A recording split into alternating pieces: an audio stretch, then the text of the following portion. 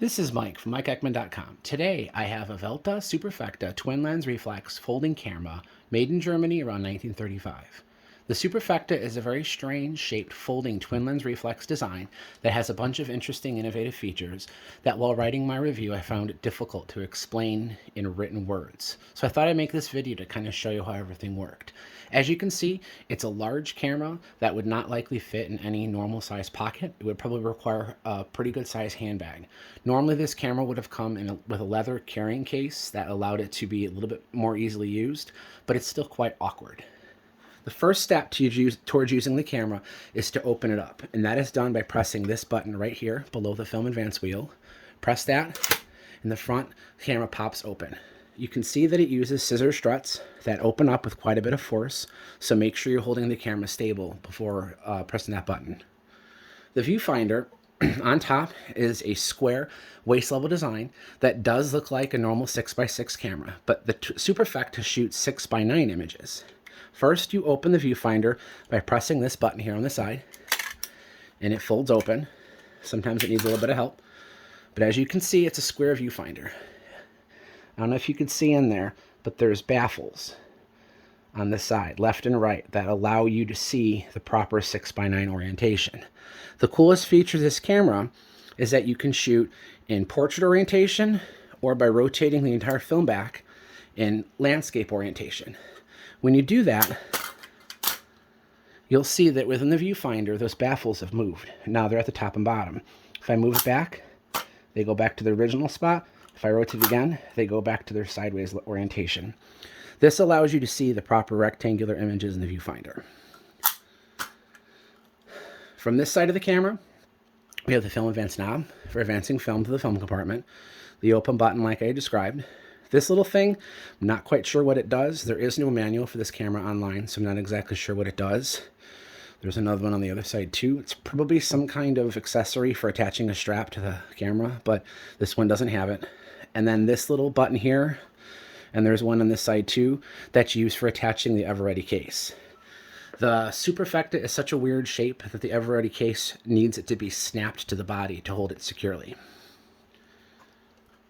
On this side of the camera, we have a built-in exposure counter. The Superfekta can actually count its own exposures using a roller in the film compartment, which means that you don't have to use the red window while advancing film. It also has a sports finder for fast action shots where you don't need to use the reflex finder.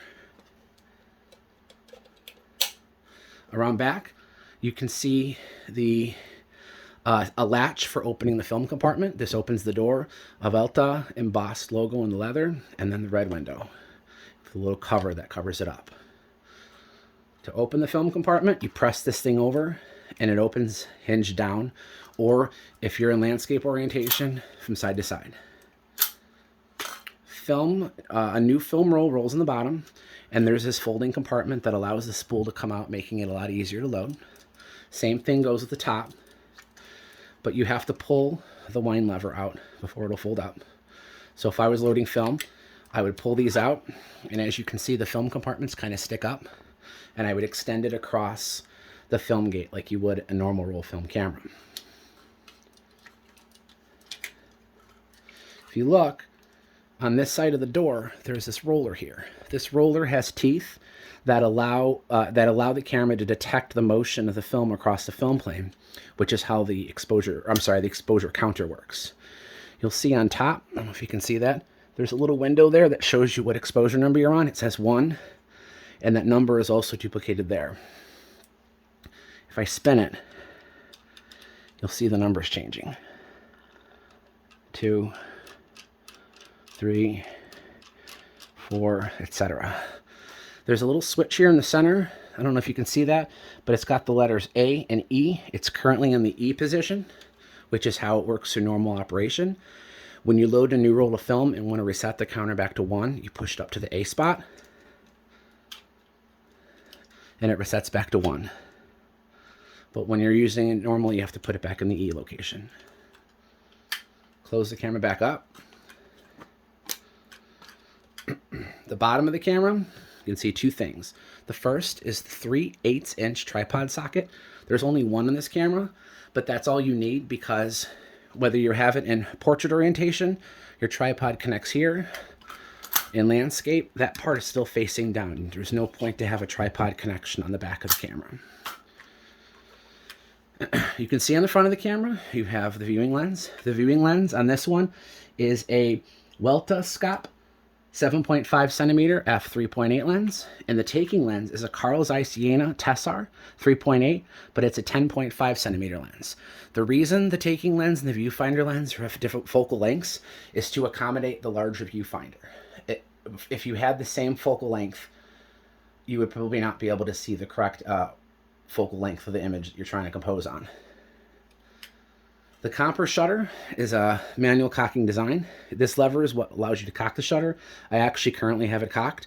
Here's the shutter release, and it fires. I'm using a slow shutter speed. As you can see, this one works good. There are also speeds for bulb and T. Older compers like this do not require you to cock the shutter before you can use those modes. You can see I've opened the shutter and I've closed it. Open, close, open, closed. If I set it to one of the speeds, I have to first cock the shutter before I could fire it. This little thing here at the top is a self-timer. If I wanted to use a self-timer, before cocking the shutter, I would push this back towards the body and move the lever to where the self-timer is, allowing it to move to a second position, which activates the self-timer, which is approximately 10 seconds. But you can see a flash sync port. And then this little lever is your focus. This allows you to move the lens and both lenses forward and back. I don't know if you can see this in the video, but when you do this, the lenses move at a different rate. The taking lens moves more than the viewfinder lens. That is a result of the two different lenses having different focal lengths. I didn't mention it before, but on this side of the camera, there's a depth of field scale written entirely in German on this side of the viewfinder hood. There is also a little magnifying glass in there for precision work. I'm going to fold this back shut. Once the camera is erect, if you want to put it back together, this button and this button must be pushed simultaneously to close it. Squeeze, and it folds shut.